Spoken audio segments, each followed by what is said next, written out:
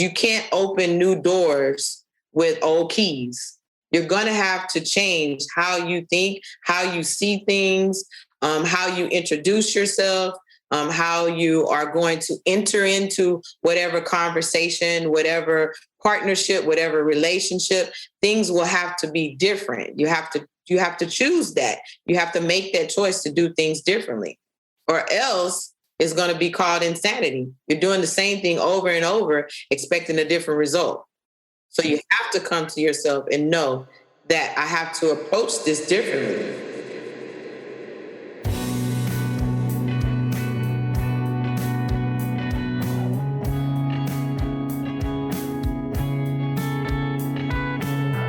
Empower You podcast is devoted to bringing real-world wisdom and encouragement to our listeners, fans, subscribers, and friends.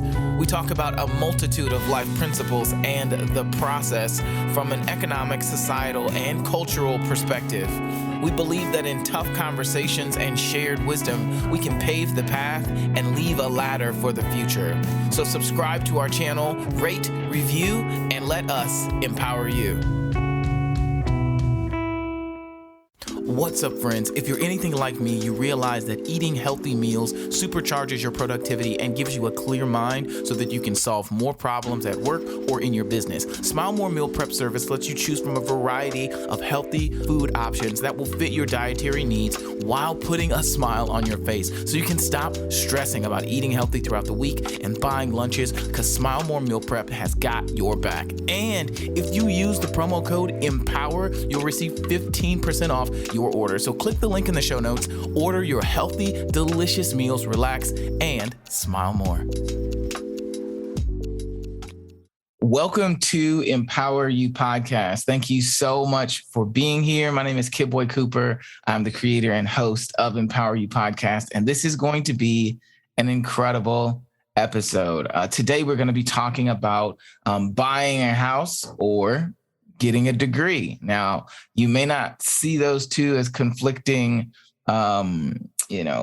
decisions to make, but the reality is, with the price of education at this point and the price of housing, you start to have a bit of an either or decision to make because of the price of schooling and things like that. And I'm not against schooling, I'll say that, nor am I against home ownership. But what I am saying is that if you're going to be doing either, you're going to need to have a lot of information about the ramifications of taking out loans, as well as have some kind of strategy on how you're going to use this degree that you have.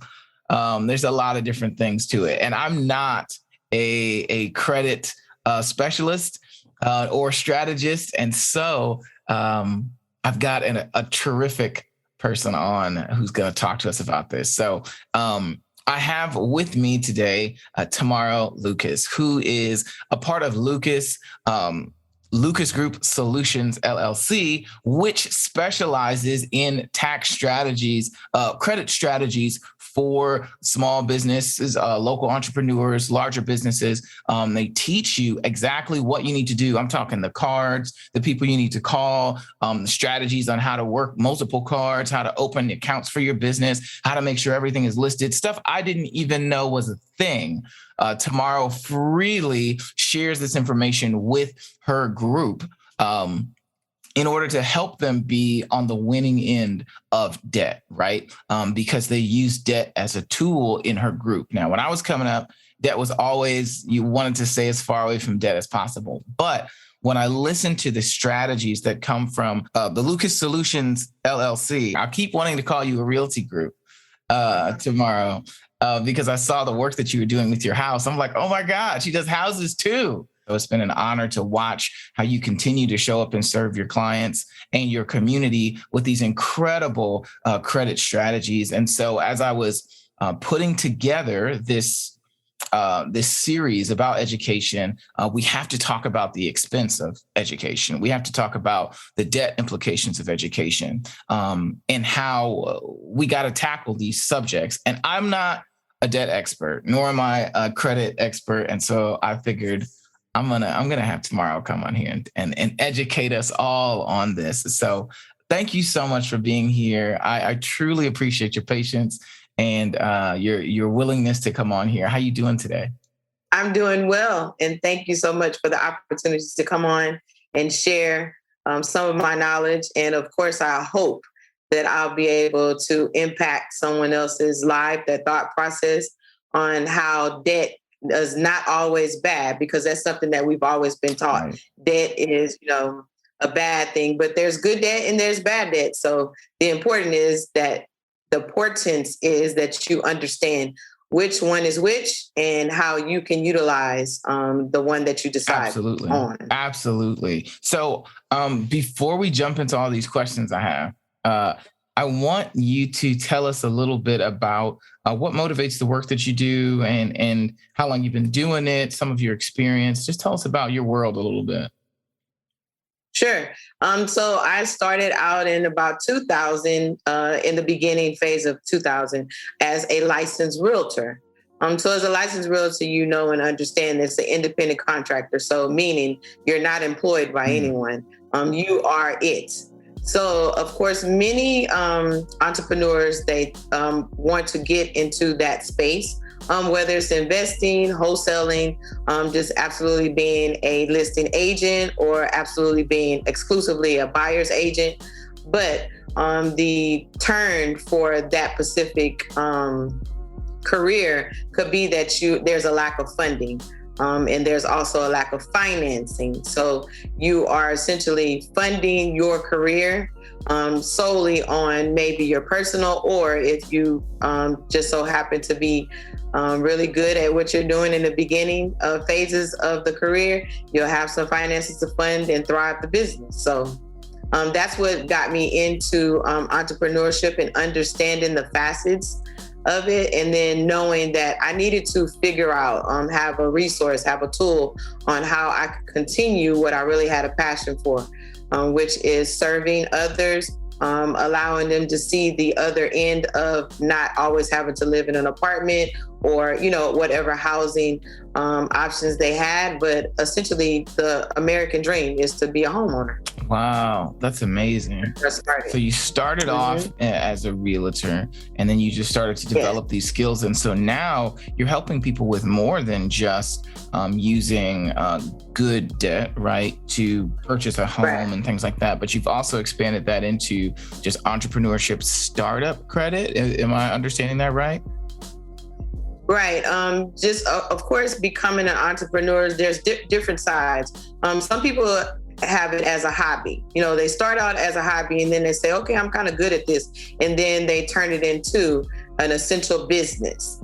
But of course, many times the deterrent for individuals not to go into a full-fledged business or that business soars or thrives is because it's a lack of funding, a lack of financing. They're financing their business solely on their personal financing. So you're balancing your personal budget as well as a business, for lack of a better word, a business budget. Because there's no funding there. So I went along in my career. I did pretty well for a while, but then it got to a turn where the business of being a realtor became saturated. So I live here in Texas, in Houston, Texas. So we have over 43,000 agents. So yeah, you can run into someone, they say they're buying a house, but they may not use you because their sister, their brother, their aunt, their uncle, their cousin has a real estate license as well. Wow. So you have to become really creative. And it could be, a dip for you within 30 days, 40 days. You may not have a sale. You may not be able just to, sustain. So having to become, really creative. And the facet of real estate became a demand for me. And once I became an agent with a Pacific broker, she was on the commercial side.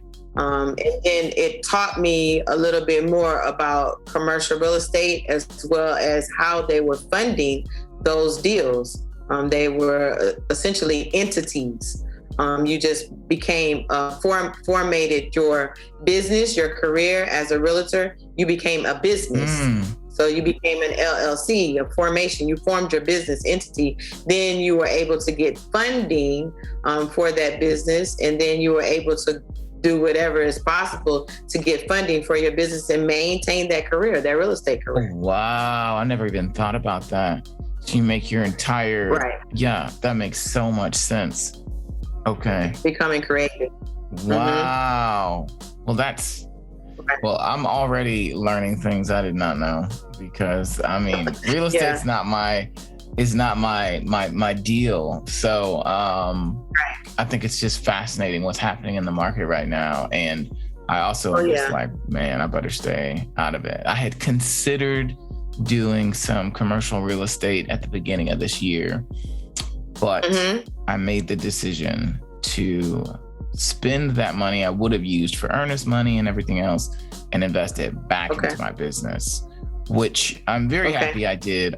It was an interesting moment. I was like, wow, maybe I'll do this, maybe I won't. But it's still, I'm happy what I did, what I felt like was the best option for me.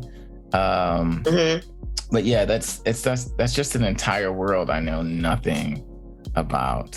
And so I love how you seem to like, just, there's so much information you just so easily share about things. I'm like, it's fascinating to see and to hear stuff you just didn't even know you didn't even know. Oh, wow. Thanks. One of my coaches tells me, like you just said, it's not that many people that will share information easily. But if you don't have the information to share easily, that means you don't know enough. You need to get more. You need to learn more. So that's been my path, to always know and find out and research and have more information to provide. There's a world out here that is lost, that's running, just turning around in a circle, have no idea what to do and how to do it. It's just amazing how much there are so many business owners out there that just don't have the resources and tools to continue on, with their business. They're wanting to, they have the passion, they have a good concept, a great business model, but they don't have the funding. Yeah. Wow. So in regards to this series, as far as, education and things like that, what did you, what are you noticing with the entrepreneurs and the business owners that you're helping? Do you feel like a lot of them are educated and so they're leveraging a lot of school debt as well? Do you feel like that's not as much of a thing for you? Has school loans affected your career? Because as we're talking about education, my goal is to broaden our understanding, broaden our ideas around what education is, first of all, and how we're integrating education into our lives. Because in my opinion, gone are the days of just going to school because somebody said you should go to school.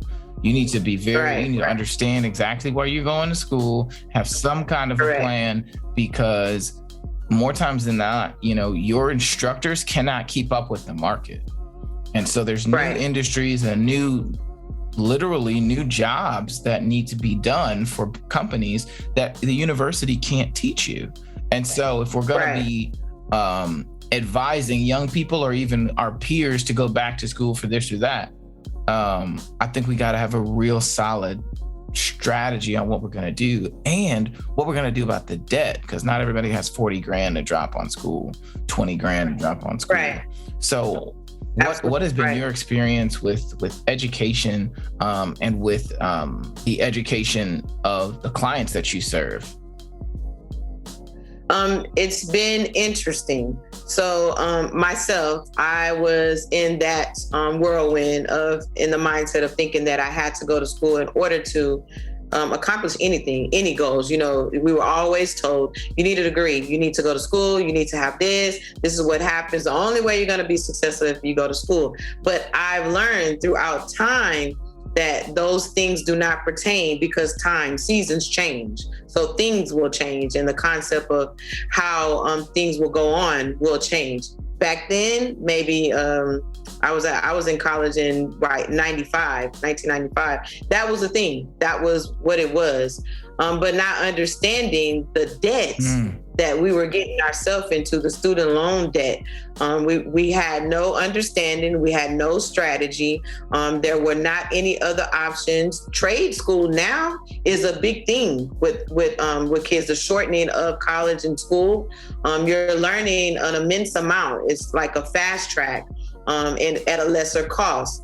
Some students or some people, they feel like school is where they need to be. There's a lot to happen and go on when you go to college. There's a social aspect. There's experience of, school and life and building character, critical thinking. There's a lot of opportunity there. But if you don't strategically have a plan when you're attending, in reference to the debt, have you completed scholarships, or are you being awarded scholarships, grant opportunity? Also, just understanding how you're going to consolidate or how you're going to minimize or mitigate that debt, long term. So I'm not a strong proponent of college, only because I know the experience that I've had. I have a 16-year-old now that wants to be a traveling nurse. And also she wants to go to law school as well once she completes her bachelor degree. But she's come to me because we've talked about it for a while. And now she's deciding that there's another trade school, there's another avenue for her. We're always going to college prep forums, always talking about scholarships, always making sure that her grades are where they need to be so that we can qualify for the scholarships. So just not having that strategic plan before, but knowing better now, that's a great opportunity for individuals to understand that student loan debt can be detrimental if you don't have a plan. It absolutely can. And I think it's really frustrating that we get a lot of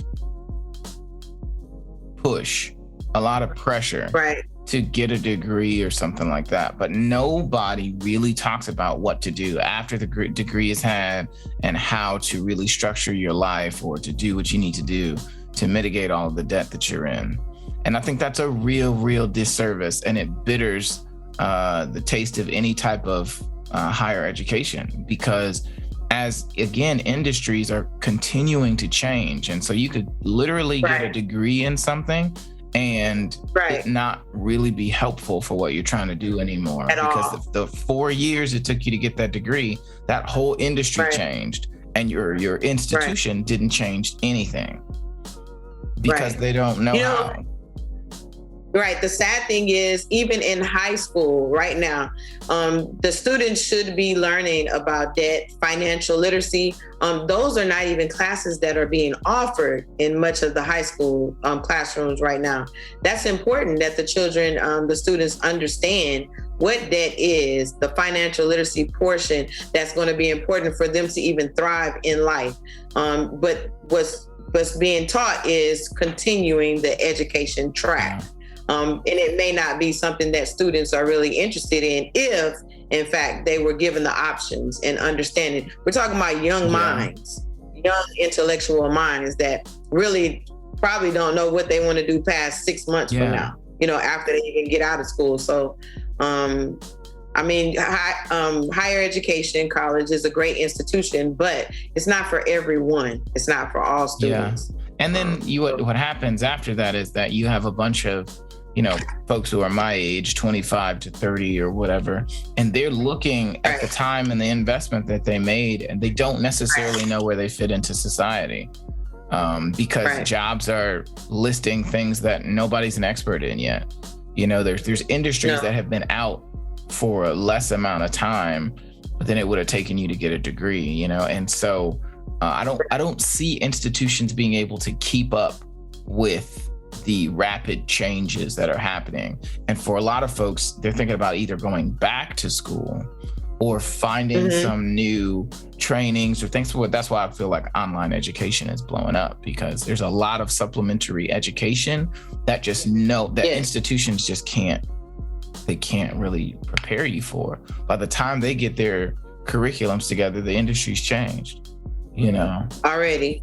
I'm listening to one of my mentors on yesterday, and he was just referencing about artificial intelligence, how it's just going to be taken over within the next 5 years. I mean, you can go and travel and go to the airport right now and just stand in front of a monitor and just they'll scan your eyes or they'll scan your hand and you're on. Yep. You're going. So what is going to be the need and the purpose of a body being there other than to make sure that computer system works, Yep. you know? And then now, because of the pandemic, we can reach so many people, broaden the stretch or the reach because of virtual Zoom, what we're on right now, you know, the podcasting. So face-to-face, in-person type of ordeals or forums are going to be obsolete. Yeah. It's not necessary at all times. Absolutely. So, and again, you know, it's all about looking ahead and whatever you can plan for ahead.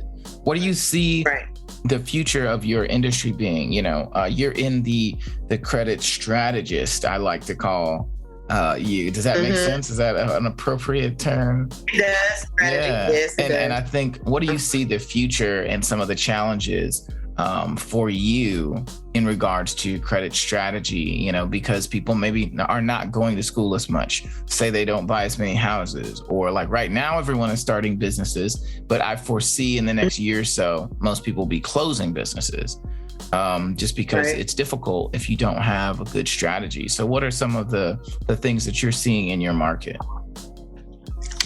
I have seen many small business owners they're having to transition to virtual e-commerce.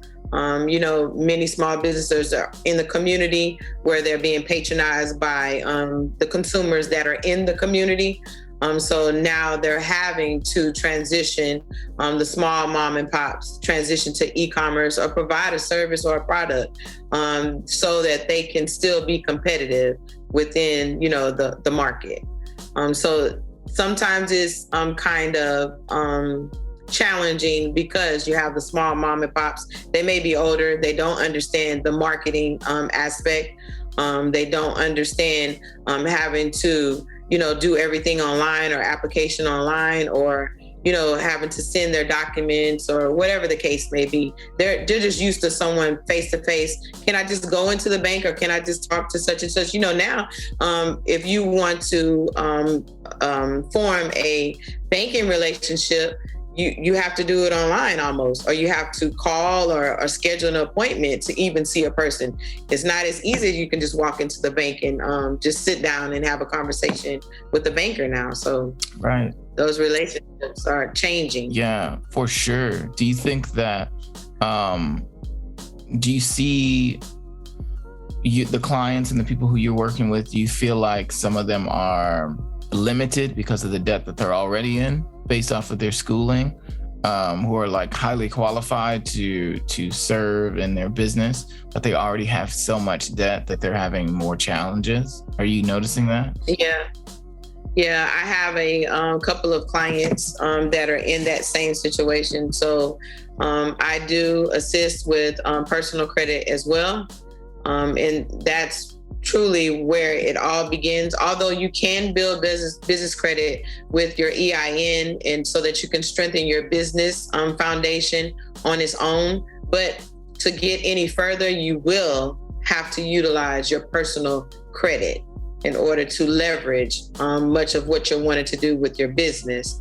So I do have a couple of clients, they made some decisions, or they're not understanding how they can turn this thing around. So I'm consulting with them as well on how to mitigate that debt that they're in currently. What's the what are some of the average numbers you're seeing for student loan debt? Oh, an average is about 50,000 upwards. Okay. That's what I was. So that's funny that you asked that, because I did a little research. So there's $1.59 trillion worth of federal loan debt right now as we stand, and there's 43.2 million student loan borrowers. 45% of that is African Americans. Wow. 45%, that number. And there's only 22% Caucasian. So you have a lot of folks who are going through the motions, right? They're getting these degrees and things like that. But you're handicapped because on the other side of that, you're 50 grand in the hole, and it affects your ability to then leverage your education, which you just paid for. Well, I guess it's not necessarily leveraging your education, right? It is. Go ahead. It is. You were correct in saying that. You were correct in saying that, because it's anything that you ever do, and when you invest in anything, you want to make sure that it makes sense, right? When you're making an investment, if I'm going to invest $2,000 into this training, I know whatever I get out of it, I'll be able to get whatever I invested in it and more. Correct? So the same thing is with the higher education. If I pay $50,000 for my education or more, I know that I can get a salary job or an opportunity of a job to make that and more within 1 year. So I'm leveraging that degree to ensure that it was worth it all. That investment in that time was worth it all. The median for salaries, at least in this area, is not that much. You're not right. You could get a degree that costs you $50,000 from a really good school, like people encourage you to do, but then you get a job at an entry level, which is about what you get for the most part when you're coming out of school. Even if it's somewhere on the admin level, it's still, at least here in the Midwest, you're looking at around 35, 40K a year, which is less than what you paid, for the entire degree to begin with. Plus, obviously here in the Midwest, everybody starts families right away and starts having kids right away, which is interesting. Okay. It's a kind of a cultural thing. And so I just noticed that, it's interesting because on the one hand, we want everyone to become educated. I think that's important. We need to all have some kind of a skill. Exposure. Yeah, absolutely. Building, yeah. But at the same time, it's very difficult for me to justify the vehicles that we use to gain these skills, because to me, the economy or the economic structure of wherever you live should support the education that you got. Or at least the organizations that are making money, millions of dollars, in the area should support the education systems or should support the graduates coming out of those education systems. And what I'm noticing is that, one, you get this great degree, but then people don't want to pay 60 grand a year for your expertise. They don't want to pay 50 grand a year. They want to pay 40 grand. They want to pay 35. They want to pay, as little as possible. And so that's why I just think we got to restructure this. And no, we can't force businesses to do anything. But what we can do is figure out alternative means to gain the skill sets that we're looking for in order to perform certain tasks, and we have a less overhead. And so that's why I wanted to ask you, like, are there different, what would be a credit strategy for leveraging your student loan debt or for financing your way through school? I mean, obviously there's FAFSA and things like that, but for somebody who is already in debt or who is trying to figure it out, what would you suggest that they do? Well, if you're already in debt, of course, it's just all going to be based on a strategy, budgeting plan, finding out what options that you may have long-term to pay out that debt that will fit the budget that you currently have or that you're wanting to essentially accomplish. And it all takes in when you begin the pathway. We're talking about the plan, the strategy. Yes, you may go into $50,000, $60,000 worth of debt, but the long run is, the short term is in the beginning, initial phases, where you making sure that you had a plan to kind of put that debt behind you, where it's not going to be such long term. I've seen where you can get an extra job, a side job, a small job that could be seasonal that could help pay down the debt. There's just many options that you can put into place, but of course you just have to have a strategy. Everyone's situation is different. Of course you can utilize a zero interest credit cards, just doing things differently, just being creative, just figuring out a strategy on how you want to mitigate the debt. Right. So when you're making big purchases and you're helping clients work through deals, what's a framework that you help them?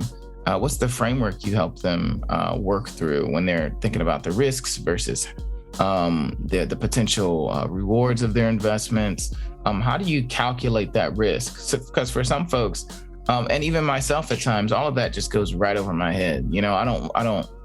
It's difficult for me to think that strategically when it comes to credit. It's okay. And I hate to say that because it sounds terrible, but for any of those who are listening and who also are just not bewildered, right? You understand credit, but you're just not good at it. And it just doesn't seem like you would rather just work hard and do what you got to do, but you understand that's kind of a losing game. You really have to understand how to leverage time, resources, information. That's how you really get ahead, not only just in life, right, but in your personal finances and things like that. And so I'm learning new skill sets. So if any of you all who are listening to this podcast are in that same boat, I appreciate you for being here, because this is something I'm really trying to learn. And as it pertains to education, I think it's something we got to talk about there as well. It's like, what do I look for? What's the first thing I should do? When I was working at my last job, the median income for my skill set was like $60,000. I was not making $60,000 at the institution where I was at. And so, and eventually, some things changed and I ended up leaving there and all that other kind of stuff. But I think a lot of people are in that boat. They have degrees, but they either have a whole lot of debt that they don't know what to do with, or two, they're in environments where people don't fundamentally value their skill set. And so you're completely being underpaid. So what's the framework on how to think about that as it pertains to strategies to pay it off, or potentially to start your own business? Because now you got this amazing skill set. You live someplace where they don't value your skill set. So I'm going to make a business and I'm going to do this for other clients who do. So what's the framework for navigating that debt and moving forward? Thanks for listening to Empower You podcast. I want to take a second and tell you about a service I've been using that has literally changed my life. Akita Ricks, the founder of SoarYourScore.com, helped me erase negative items on my credit score, provided me a clear path to improving my credit, and raised my score by 100 points in the first 90 days. Like, whoa. The best part about all of this is all I had to do was follow instructions. Now, if you're like me and you need a credit bestie, you need to click the link below and schedule your absolutely free discovery call today. Tell them Kid Boy sent you.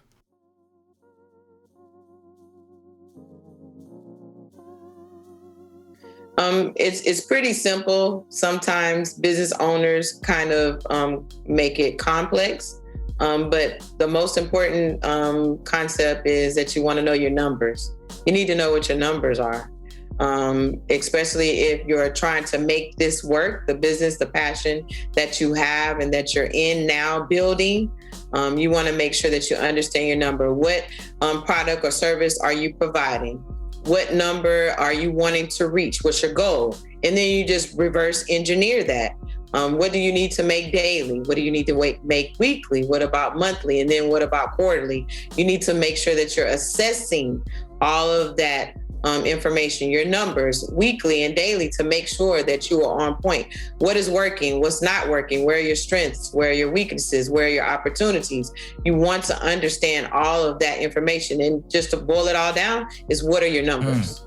What do you need to do to ensure that you reach your goals? Yeah. That's really, really great. Is reverse engineering what success looks like for you. Right. Yeah, that's really great. Want to be unique for each business owner. And then, of course, the most important concept is the mindset. Poverty is not a place; it's a mindset. Right. If you're limiting yourself, a lot of things will not happen for you because of your thought process, how you're going to attack it, how you're going to see it, how you're going to walk that walk or take that journey.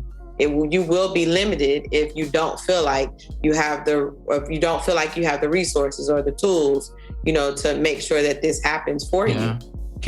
You got to change your mind. Can you tell us about maybe give us an example of what a poverty mindset sounds like? Because, some of us are very educated, right? And you can still have a poverty mindset. And so for those of us who are listening and who are thinking, well, maybe I have a poverty mindset and this is not working, yada, yada, yada. How do we identify when we're limiting ourselves, right? You said, if you're going to go out on your own, first thing you need to do, identify what your targets are, what success looks like for you, and then start reverse engineering backwards. That's really great. And I think that's amazing.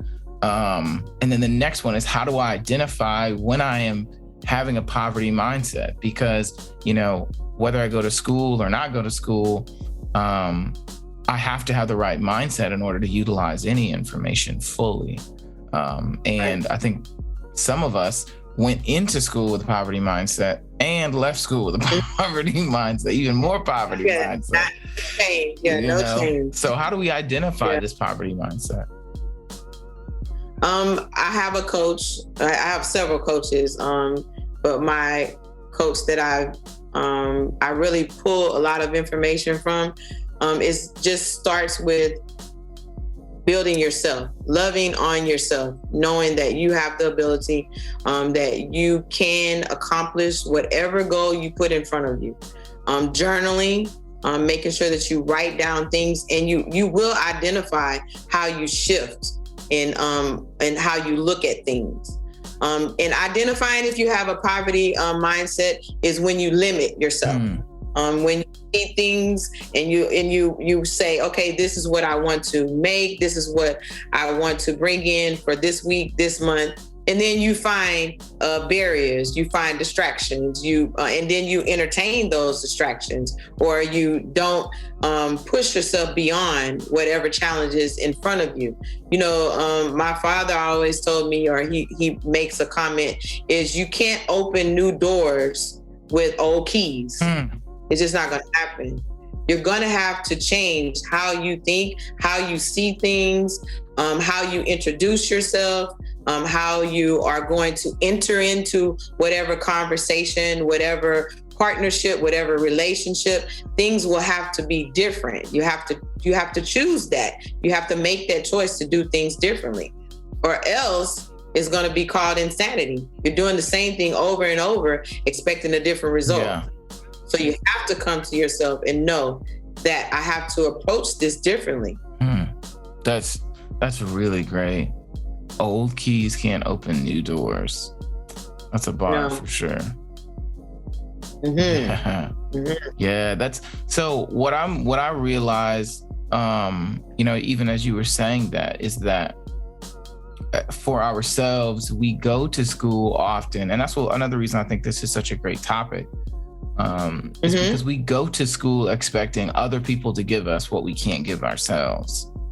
Correct. And you already have it. And there were fundamentally, And so you take on all this debt, but you never really practice any self-work, because you can't get a degree in self-work, right? Or maybe it's a psychology degree, but they don't emphasize these things. And so, they'll tell you time management's very, very different from self-work. It shows you how to show up on time, but if you're not really yourself any of the times, it doesn't matter whether you're late or not, you're not going to get the most out of an environment. And so I think people do leave college immediately with a poverty mindset because they already feel the pressure of having to pay all these loans back, and they already see doors closing even as they enter into this new work field.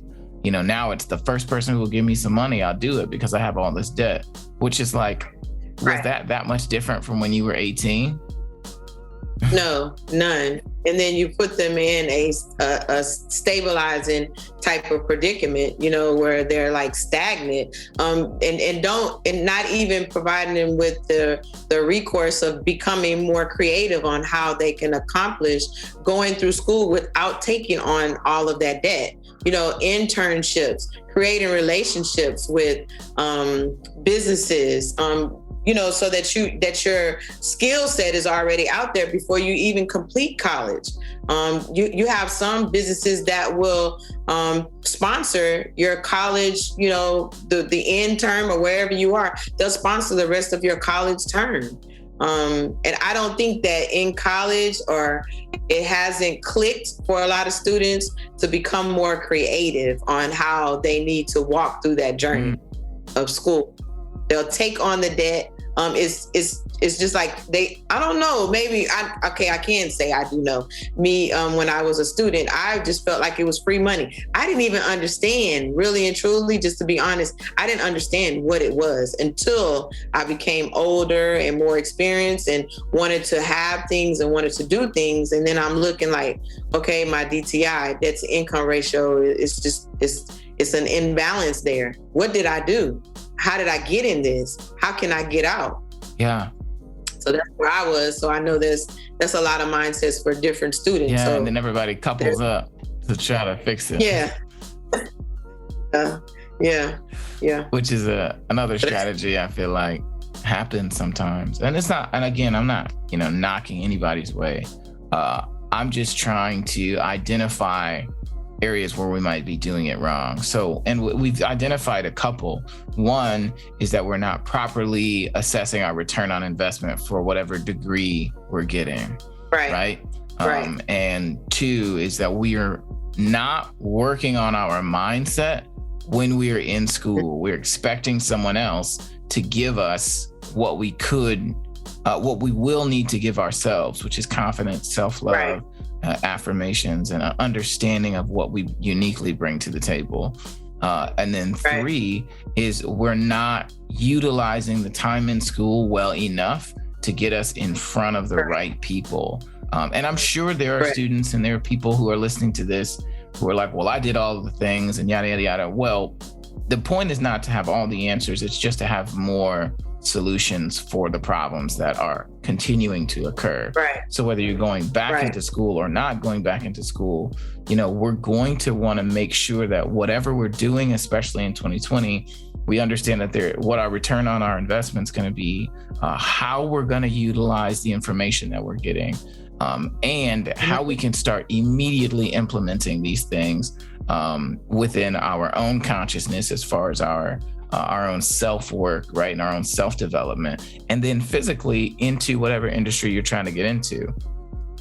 And I think as adults, that's easier, right? And I think for young people who are going into school, it's really frustrating. They have so many different distractions and they're trying to process so much change all at once. It just becomes a big deterrent, and that's why, the conversation of, well, should you just buy a house and just like chill for a year or two and then figure out what you want to do? That way, at least you have a solid investment. You can leverage equity or something like that later. Or should you go ahead and take this dive and learn all these things? I don't, what would you say would you prefer? You've got a 16-year-old, right? What would you tell her to do? Would you tell her to own property or leverage her credit some other kind of way? Or would you tell her she needs to learn as much as she can about something specific? Matter of fact, I'm right now, as we speak, she's going to start, she's going to own her first short-term rental arbitrage, which is Airbnb. So, so I've taken her to the property. We did a tour of the property. She looked at all the amenities, told a little bit about the area, what's up and coming, why this is a good investment, kind of explain it to her. Then, of course, we did our research in reference to what is the going cost for daily rate, what she can look for as far as return on her investment, and then how she will utilize the assets, the profit, and then how she's going to furnish, how she's really going to build this particular business, and when she can look for another investment. So teaching her now, because this is what's going on. I mean, she should not be behind the curve. Her mother is an entrepreneur. Right. So it only is right for her to understand that she has her LLC. I made her pay for her formation. Here, that's $310. So just made sure that she went through the process, understanding the prerequisites before she even formed her business, which is the business address, the business phone number, making sure she has a professional email when she's communicating with the office of where she's going to start her short-term arbitrage. She's sending the information through her professional email, so she has to be professional as possible. So showing her how to build a small business as a big business. So there's many options for her. She wants to be a traveling nurse. She wants to do that. That's her passion. So we've talked about that opportunity. She knows that we're not going to be in debt while she's going to school. We have to make sure that we look at all the opportunities as far as scholarships, grants, and also if there's any sponsorship. So she's well versed, and we have that conversation very often, that dialogue very often. Yeah, that's amazing. So, to those who are listening to this and they're possibly considering going back to school, what would you suggest they do? What was the first move? If you were going to go back to school with your immense amount of expertise, what would you do first? Look at the cost.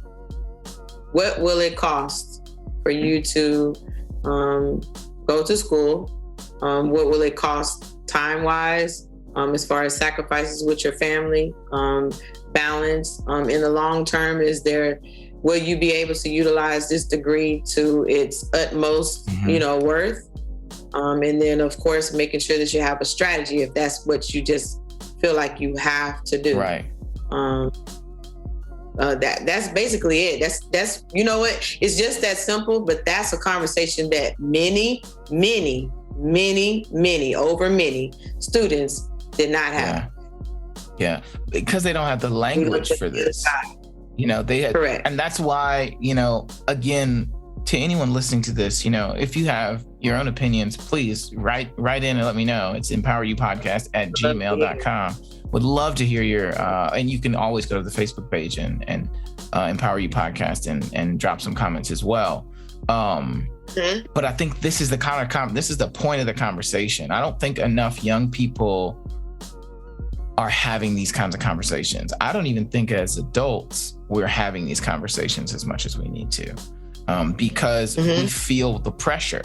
We feel pressure to perform. We feel pressure to provide for ourselves and our families, right. Depending on, if you're married and you have a family, you feel the pressure to keep the lights on. And if you feel like the degree that you have is not doing it, you're going to do whatever you can do to get another degree, right. To try to fix it. And maybe right. That's not, I'm not telling you that's not, but maybe once you've had this conversation of what it's going to cost you, how quickly can you implement what you're learning, and what's the ROI on this investment?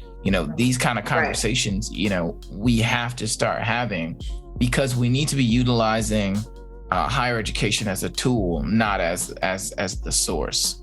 Higher education is right. Not the source, because, and especially again, I'm a millennial. And so I've watched, from my dad's generation, yes. and the way that he encouraged all of us to now what we're seeing in the marketplace, what we're seeing, industries are toppling and new ones are popping right. up.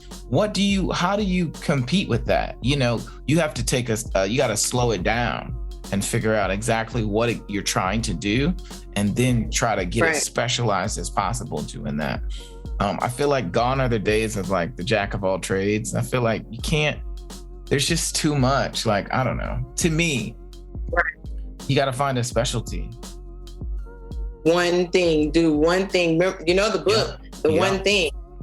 Just have to just be good at one thing and then capitalize on it from there.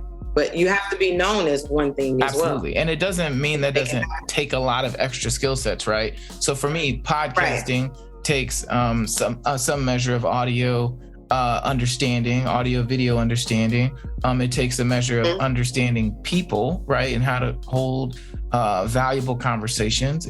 So there's multiple facets of the one thing. No one's saying that you got to be a robot, but I can't agree with you more. You know, it's the fact that you got to figure out what's going to work for you, whatever your one thing is. It could be a mixture of 3 or 4 things that you put together, and that's what you're known for. That's cool. But just going back to school might not be the answer. Just, getting another class, or those might not be the answers, because again, the industry is changing so quick. You could be repeating the same problem. You know? What's one thing you wish people would think about, or would ask somebody about? Not just think about, but what's one thing you think people should do before they sign on the dotted line to go back to school or to even buy a house? Like, who would you say they need to talk to? Maybe a lawyer or some kind of, obviously you're going to go to a realtor if you're going to buy a house, or a counselor if you're going to go to school. But do you feel like there's a missing link there that people are not thinking about when they start school or they start trying to use their credit? In reference to credit, or just in reference to making the decision to go to school? Well, in reference to credit, because you're going to end up leveraging, well, unless you got like 20 grand laying around, more times than not, you're going to have to put it on a loan, or you're going to have to do some kind of a credit agreement. And in doing so, who do you feel like should be the number one person you talk to, outside of just who the school or your local realtor agency? They're going to put you in the room with people, but for you personally, who would you say you would recommend someone talk to? Well, if you're talking about an investment of a home, or if you're even in a commercial side, it would definitely be the lender, because the lender is going to be the one that's going to offer, the opportunity for funding or ensuring that you're in position to do whatever it is that you're wanting to do. There are many components that come into play, but you definitely want to make sure that you're speaking to the expert in that particular field or whatever area that you're wanting to take on or accomplish. Especially if you're talking about school, children, you want to talk to your parents because they've already had some experiences, so they can enlighten you on some things. Student counselors could be an option as well, some experts. Sometimes they are not providing you with the information that is necessary for you to make an informed decision. But you always want to make sure that you are provided with as much information as possible and make an informed decision before you move forward with any type of decision that you're going to make. That's the way I would look at it. I mean, I hate to keep referencing to my baby girl, but that's what I always, impress upon her, is that if you have any type of situation or issue, you want to make sure that you have as much information as possible. Don't bring a problem. You want to bring some solutions. Right. That's what anything that you do. You want to make sure that you have researched, you have extended yourself as much as possible, so that you can get some other, strong minds to help with making that decision. But ultimately, that decision is going to be made by you. Yeah, for sure. And I'll even add to that, especially as it pertains to schools and things. if you're an older person and you're thinking about going back to school, and if you're a younger person, you need to find the most successful person within that career field and ask them about what you're about to do. Right. What was their challenges? What would they have done differently? Because it's not so much about validation, but your counselor may not have any real reference for what your career is going to look like. And, I can't speak to the whole buying a house thing. I would definitely follow what Tumarrow was saying, talk to your lender and get whoever knows the absolute most and who does not care whether you buy or not. That's who you want to talk to, because they're going to have. Go ahead. The lender, the reason why the lender is so important because they are the mediator be in front of the underwriter and you. They know what the underwriter is looking for. So then they're going to have to make sure that they discuss that with you and communicate it as well as possible so that when it's time to go down the line and meet that underwriter with the application, that you are sound, that they'll be able to say, okay, I'm going to put a check mark on this. Otherwise, you can prepare, but you're preparing for what? You don't know what you're preparing for. You don't know what the underwriter is requiring, what they're looking for, what they're going to validate as legitimate, that you are a good standing for to take this loan, take advantage of this loan. So yes, the lender is perfect for that conversation in any investment. That's a great way to put that, because it would essentially be like the school counselor conversation, right? Your school counselor is only going to tell you what they know, and they don't know anything specifically about what you're trying to do. So they can only tell you what you need to know to get through that institution. That's all they know. By speaking to somebody in your industry, I'm going to go to school, to this school for this, blah, blah, blah. What would you advise? They might tell you don't do any of that. They might tell you just apply for this internship, or go to this, or join this this group. There's and I'll use audio terms. There's like different audio and technology organizations, and they have their own curriculum and their own certifications and their own stuff. And so once you talk to the person who's doing what you want to be doing, they may give you completely different instructions. They may be like, I wouldn't do that, because it's not going to get you where you're thinking you're trying to go. And they don't know. They're not trying to trick you, but they just don't know because they're not here. They're not pursuing your same degree. And so I think that's just, we don't ask enough questions. I didn't ask enough questions when I was going through school, because I didn't know what questions to ask. I didn't know to ask about, okay, so you don't know what you don't know. What you don't know. And I think for adults, for those of us who are thinking about going back into school, we have a better opportunity than young people do, because now we've seen the whole picture and we can make better decisions, like talk to somebody about what you're trying to do, because we only see things from our perspective. And by letting other people in on what our plans are, even though that could be really frustrating at times, I think that's a great way to mitigate some of the risks that you're going through, because in a multitude of counsel there is safety.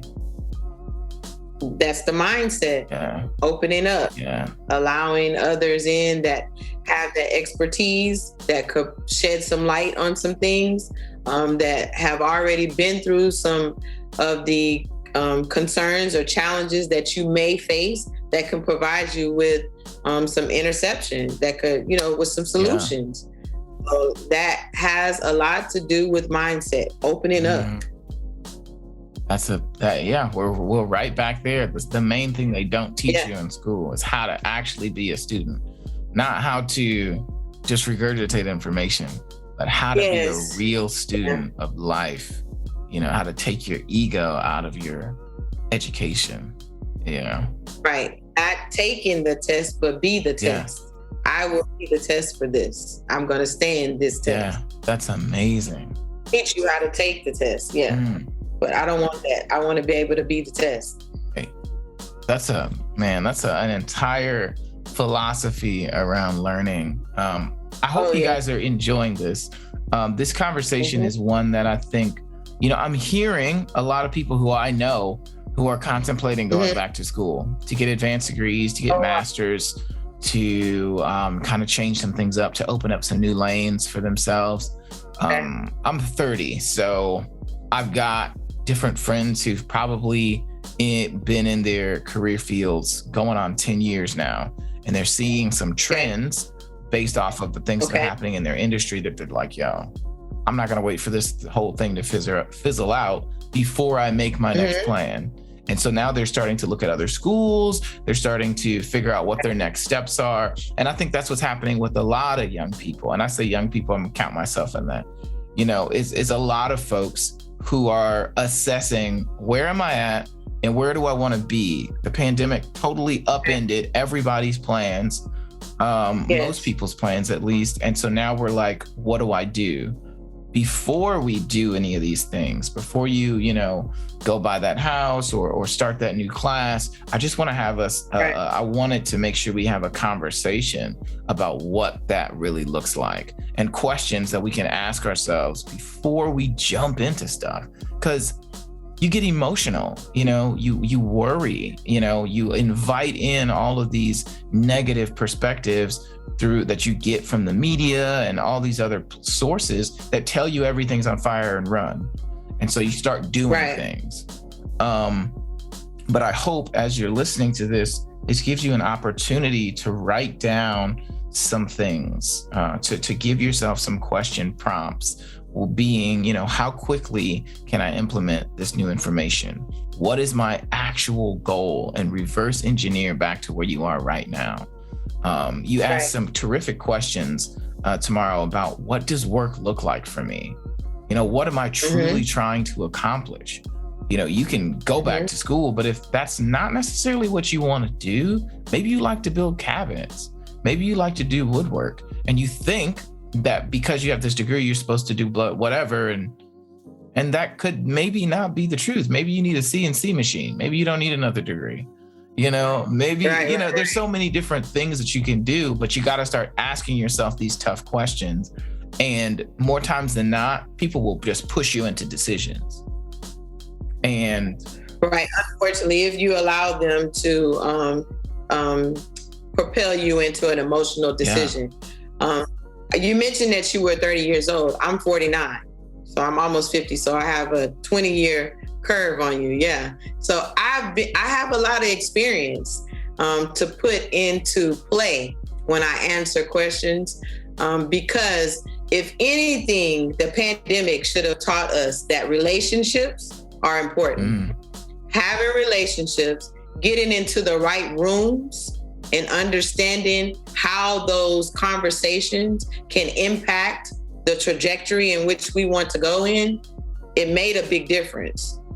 So when you're planning and when you're strategizing, you have to think about the relationships that you are going to embark on. Who do you need to speak with? What discussions or what conversations do you need to have? Not always thinking in tunnel vision or what you see. Change the scenery. Start exposing yourself to different things. Many people were just doing business the same way, but that pandemic changed a lot of how people were thinking, how they did business, and the conversations that they were having. That's so true. That's my point. That's my point. That is so true. What relationships do you already have that you're not capitalizing on that could change things? How can you leverage on those relationships? Right. What other relationships do you need to foster? Right. Before you get in that. Correct. Because the relationship, it could change some things for you just by having a conversation with someone else, talking about what you're actually wanting to do. Someone may know someone that knows someone that knows someone that'll get you in that room to have that impactful conversation for you that could change your life, change your career, change your mindset. That's what it's about. Opening up, not being closed, opening up. Wow, that is huge. This is it was a lesson. It's a lesson in this pandemic. It was a lesson. Yeah, and And that's why these kind of conversations are so huge, because you just feel pressure to do something. Right. You know, you don't think about, okay, well, who do I know that could actually, help me? What do I need to, what's my real desire here? You don't think about that. You're so busy trying to respond, and you haven't asked yourself great questions. And you have provided us with incredible questions that we can ask ourselves tomorrow. That is, you are killing it right now. So listen, before we wrap this up, at the end of every episode, we do thought exercises. So I want to ask you, how people can get a hold of you, how people can start to adopt some of your philosophies, where they can follow you online, how they can maybe email you or contact you if they're looking to do some type of business or real estate financing. And I got to get a thought exercise from you. There's so many questions that you ask that are so good. That are so good. And so if there is a process that you take yourself through when you're frustrated or worried, if there is a certain thing you like to read, if there is a philosopher or a writer who you follow their works a lot, I'd love to hear kind of how you get through things and how you arrive with these amazing questions being answered. So, I mean, what are your thoughts on that? If you could give us a thought exercise, and then we'll get all your handles and stuff, that would be great. Okay. I have a thought exercise that I just implemented here recently. When you wake up in the morning, I have the 15-minute rule, which is, of course, my phone is on Do Not Disturb in the morning. So I wake up early rise. And for 15 minutes, I break it down into 3 sets of 5. So the first 5 minutes is prayer, thanking for existence. The next 5 minutes is meditation. And then the next 5 minutes is just silence, just taking it all in, breathing, and just preparing for the day. So 15 minutes is what could make me or break me for my day. That's amazing. 15 minutes. 15 minutes. Wow. What do you hear when everything is silent? That's the point. What are you listening for? What do you hear? Yeah. That could be the encouragement. That could be the affirmations. That could be you just being one with yourself and just breathing. Just hear you breathe. Just hear yourself breathe. Whatever it is, make sure that you consider the 15 minutes every morning, every morning that you rise. That's it. 5 minutes of prayer, 5 minutes of meditation, 5 minutes of just yourself. That's amazing. 5 minutes of prayer. I'm writing it down. 5 minutes of prayer, 5 minutes of meditation. So that could be reading a scripture, an affirmation, just short. And then 5 minutes to yourself. And that's the question that you will have to answer. Yeah. What do you hear? Yeah. What is that all about? Yeah. What is rolling around in your head that needs to get out? That's great. So sometimes I'm unctioned to write things down in those 5 minutes. Just like you said, I have to get things out of my head, clear it, so I have a clean canvas for my day. That's great.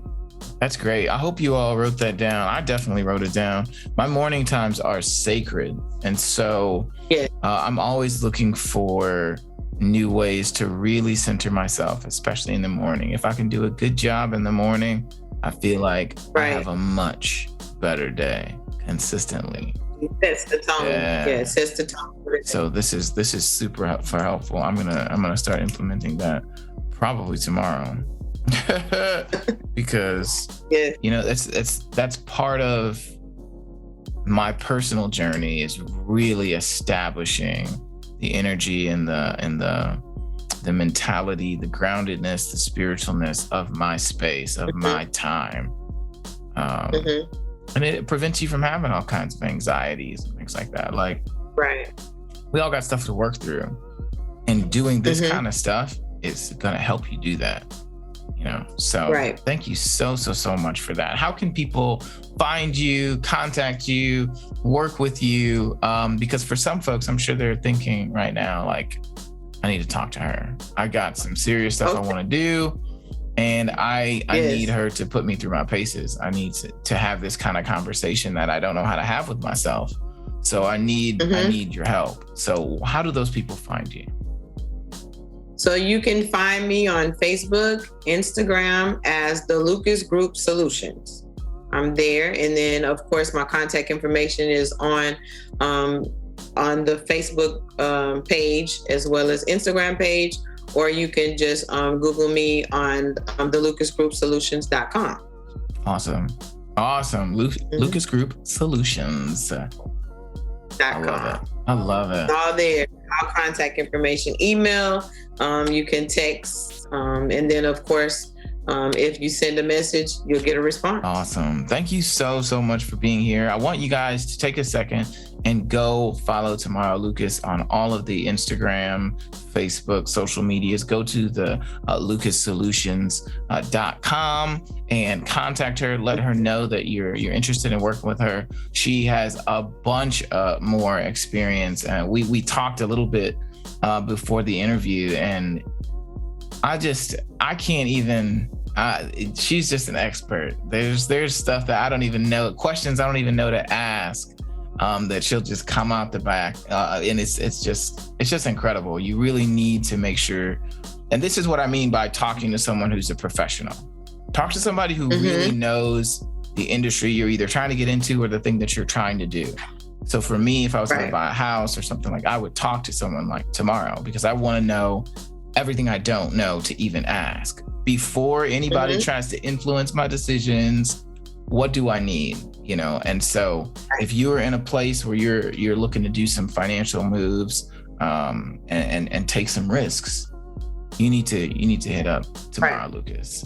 Yes. Talking about personal credit, also business credit. I help minority women-owned businesses structure their business correctly so that they can immediately inject funding into their business and essentially position their business to become bankable. That's necessary because I'm in that space. Minority, woman-owned business. So. Absolutely. And then, of course, you always wanted to position your personal credit so that you can leverage to obtain larger lines of business credit as well. So there's a lot of opportunity there. You just have to have a strategy. Oof. Listen, that is all your game. Look, I'm gonna have to just ride on your coattails on some of your knowledge here, because man, you got it figured out. Of course. Well, thank you so much for being here. To all of you all who are listening, thank you for listening. If you are looking to start a podcast for your business, that is what I'm an expert in doing. And so I enable you to start a podcast that will not only attract more clients, but it can also help you attract more talent to your organization. A lot of businesses right now are hurting for talented, qualified employees, as well as qualified leads for their businesses. And starting a podcast that demonstrates your expertise, the way you show up for your clients, your company culture, your mission values that you're aligned with, can help you do just that. And none of them are theories. These are all things I've done myself, help my clients do. And so if that is something that you're interested in, go ahead and click the link in the show notes, and I would love to speak to you. So thank you guys for listening again. Tumarrow, you're the best, and I appreciate you. Thank you. Thank you. Appreciate it. All right, y'all. Listen, I will talk to y'all super soon with another episode of Empower You Podcast. But until then, peace.